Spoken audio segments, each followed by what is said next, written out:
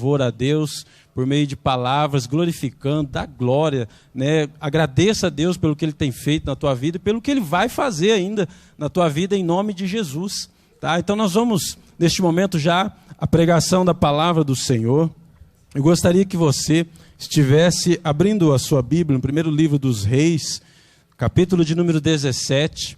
É importante que você, neste momento, talvez você reúna, chama a tua família, chama os teus filhos, né, para que esteja com você aí neste momento, né, ouvindo, aprendendo, né, glorificando, cultuando a Deus neste momento de muita alegria que a palavra de Deus vai ser trazida aos nossos corações. Primeiro livro dos Reis, capítulo de número 17, nós vamos fazer uma leitura a partir do verso de número 8. Verso de número 8. Vamos lá, diz assim: Então lhe veio a palavra do Senhor dizendo: Dispõe-te e vai a Sarepta, que pertence a Sidom, e demora-te ali, onde ordenei a uma viúva que te dê comida. Então ele se levantou e se foi a Sarepta. Chegando à porta da cidade, estava ali uma mulher viúva apanhando lenha. Ele a chamou e lhe disse: Traze-me, peço-te, uma vasilha de água para eu beber. Indo ela buscá-la, ele a chamou e lhe disse: Traze-me também um bocado de pão na tua mão. Porém, ela respondeu: Tão certo como vive o Senhor teu Deus, nada tenho cozido. Há somente um punhado de farinha numa panela e um pouco de azeite numa botija. E vês aqui, apanhei 2 cavacos e vou preparar esse resto de comida para mim e para o meu filho. Comê-lo-emos e morreremos. Elias lhe disse: Não temas, vai, faze o que disseste, mas primeiro faze para mim um bolo pequeno e traze-me aqui fora. Depois farás para ti mesma e para teu filho. Porque assim diz o Senhor, Deus de Israel: a farinha da tua panela não se acabará, o azeite da tua botija não faltará, até o dia em que o Senhor fizer chover sobre a terra. Foi ela e fez segundo a palavra de Elias. Assim comeram ela e a sua casa muitos dias. Da panela a farinha não se acabou, da botija o azeite não faltou, segundo a palavra do Senhor, por intermédio de Elias. Depois disso, adoeceu o filho da mulher, da dona da casa, e a sua doença se agravou tanto que ele morreu. Então disse ela a Elias: Que fiz eu, ó homem de Deus? Vieste a mim para trazeres à memória a minha iniquidade e matares o meu filho? E ele lhe disse: Dá-me o teu filho. Tomou um dos braços dela e o levou para cima ao quarto, onde ele mesmo se hospedava, e o deitou em sua cama. Então clamou ao Senhor e disse: Ó Senhor meu Deus, também até esta viúva com quem me hospedo afligiste, matando-lhe o filho? Estendendo 3 vezes sobre o menino, clamou ao Senhor e disse: Ó Senhor meu Deus, rogo-te que faças a alma deste menino tornar a entrar nele.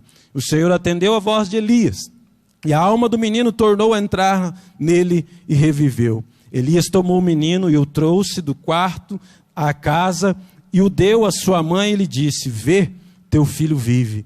Então a mulher disse a Elias: Nisto conheço agora que tu és o homem de Deus e que a palavra do Senhor na tua boca é verdade. Amém? Vamos orar. Senhor, obrigado pela tua palavra. Fala neste momento, ensina, conforta, fortalece o teu povo, dá direção em nome de Jesus. Esta palavra, neste momento, traz o relato de um fato acontecido com Elias.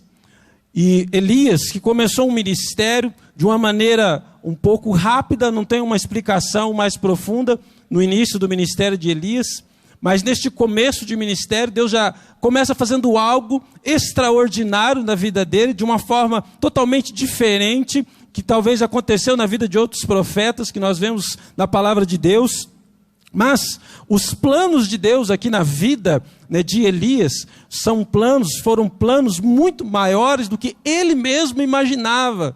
E Elias profetizou e atuou num tempo muito difícil de paganismo, né? Naquele tempo, Acabe era o rei então de Israel, e Acabe, juntamente com sua esposa Jezabel, introduziram no meio do povo de Deus a adoração a Baal, o paganismo. O povo se converteu então a essa adoração errada, traindo então o seu Deus. E isso trouxe, então, para o meio daquele povo, então, uma situação difícil, uma grave seca que foi profetizada pelo próprio profeta Elias. E neste momento, então, é que Deus usa Elias de uma maneira grande e poderosa, no meio de uma crise alimentícia provocada pela seca, paganismo, onde o povo se revoltava contra Deus.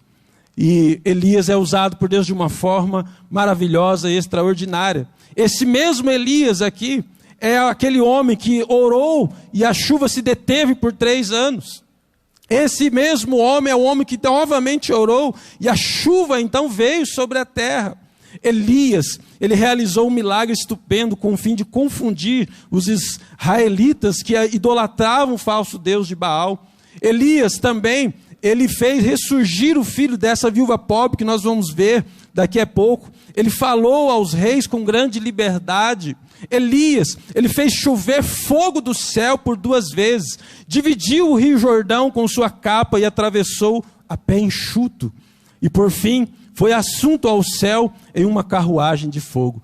Esse homem que teve um ministério maravilhoso e extraordinário, é esse mesmo Elias que nós vamos ver agora, os planos de Deus sendo realizados na vida dele, mas a maneira de Deus, na forma de Deus. A primeira coisa que eu gostaria de trazer, meu irmão e minha irmã, para a tua vida nesta noite, é que Deus, Ele tem planos maiores do que os nossos. Planos maiores do que os nossos. Nós estamos vivendo em meio a uma crise também. Mas o grande problema é que quando nós nos inserimos a um problema, a uma crise, a uma dificuldade, nós temos a tendência de traçar planos e projetos que vêm propriamente de nós mesmos, da nossa própria vontade, do nosso querer, do nosso jeito de pensar, buscando então resultados que são resultados que não vêm da parte de Deus. E eu gostaria de apresentar aqui então os planos de Deus para a nossa vida em meio à crise. Primeira coisa, Ele tem planos de nos moldar, planos de nos transformar, de fazer algo diferente nas nossas vidas. Esse é o plano de Deus. Todo profeta, todo homem de Deus tem os seus desertos. E Deus, neste momento, começa a moldar, a forjar, a fazer algo diferente na vida, então, de Elias. E eu gostaria que você fosse comigo lá no início, no capítulo de número 17, bem no comecinho, diz assim: Deus falou para Elias, depois que ele profetizou então a grande seca, né, que não choveria, ele disse no verso número 3, disse a Elias: retira-te daqui, vai para o lado oriente, esconde-te junto à torrente de Querite, fronteira ao Jordão, e beberás da torrente. E ordenei aos corvos que ali mesmo te sustente. Foi, pois, e fez segundo a palavra do Senhor. Retirou-se e habitou junto à torrente do Querite, fronteira do Jordão.